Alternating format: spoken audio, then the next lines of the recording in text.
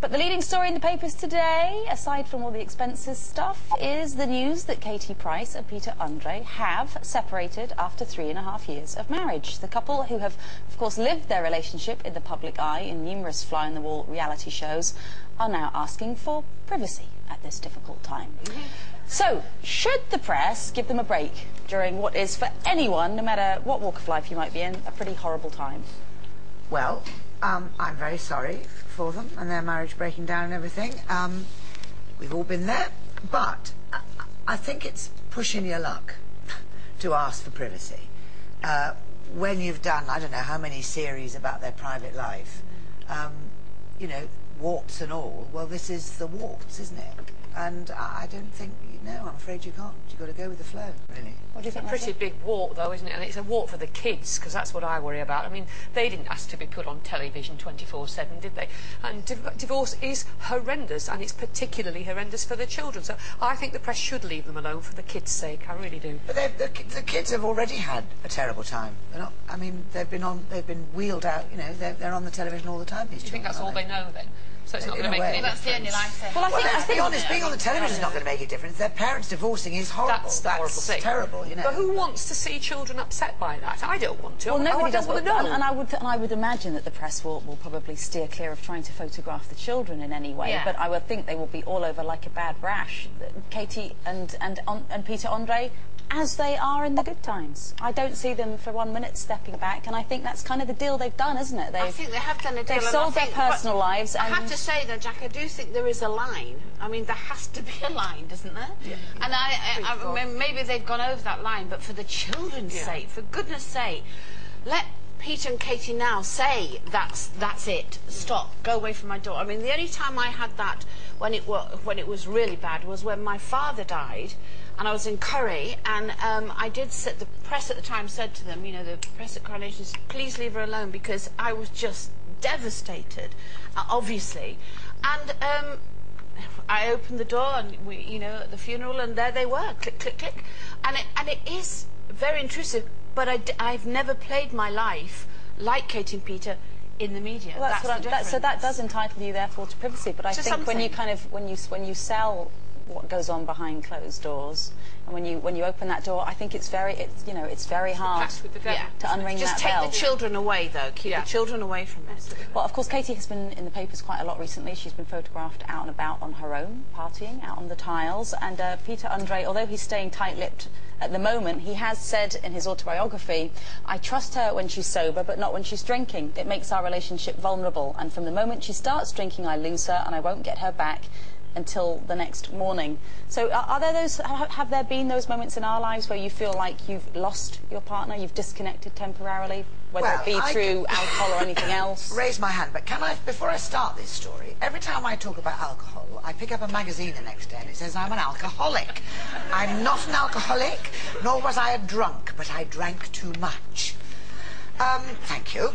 But actually, I have a very poignant story about that. When I met Michael, Mr. Spain, my now husband, we both drank too much, or, you know, sometimes we had too much to drink. We had a good time. We were together, and he gave up drinking for medical reasons, and I continued on my own. Because why shouldn't I have a good time? But one day we used to have those long lunches. I mean, all my friends, you know, you go out for Sunday lunch and it would last all day and well into the night, and it is quite boring when you don't drink, and I now find them quite dull. But Michael didn't try to stop me drinking, but he said, look, now I don't drink. It is boring, and I'm not going to come over from Spain and spend all Sunday with you when you're inebriated, you know, so I'll come. Let me know if you're going out to lunch, that's fine, and I'll come the weekends you're not. Very clever, really. And it lasted 2 weeks, you know, and I thought, oh, I'm not having such a good time now. And we both gave up drinking, and it was a huge divide between us, and it you know, he meant more to me than anything. And I think there comes a point where you do start to drift apart for all sorts of different reasons.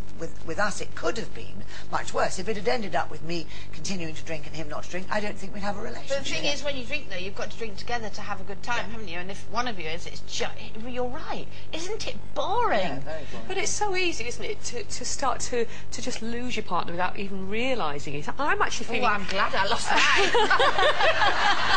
realise it. Yeah. No, but I'm feeling a little bit vulnerable in that way myself at the moment because, well, as you might know, I'm doing 8 shows a week at the moment at the Savoy in Carousel, and I've never done that before, and I'm now in my 8th month of doing that.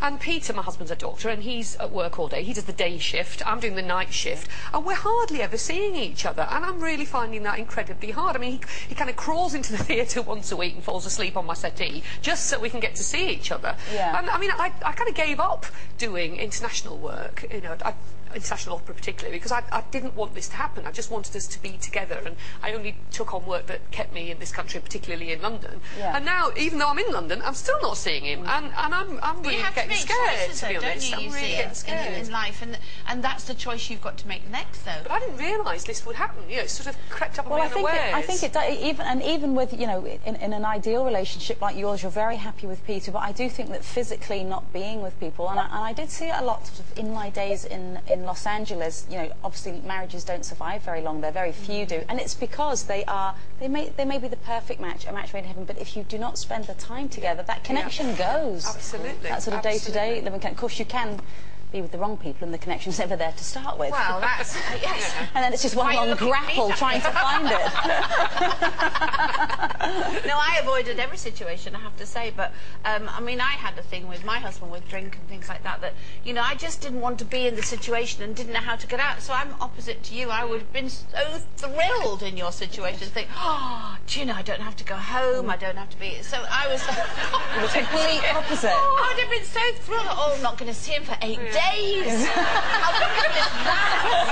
No, but Sherrie, when you still were involved emotionally with him, and if you saw that coming, you know, there is a moment where you think this can go one way or the other, and you either grab it and try to do something about it, because actually if you do let it go, then the distance gets further and further and further away. And Yeah, I think I've seen what's happening, knowing so I've what's got a chance going to do on, something about it. And you'll make decisions. I mean, Yes. if somebody comes to you at the end of this 8 months run, which has been fairly grueling and taken its toll, and says, "How would you like another 8 months run?" Yes, what You know, say then?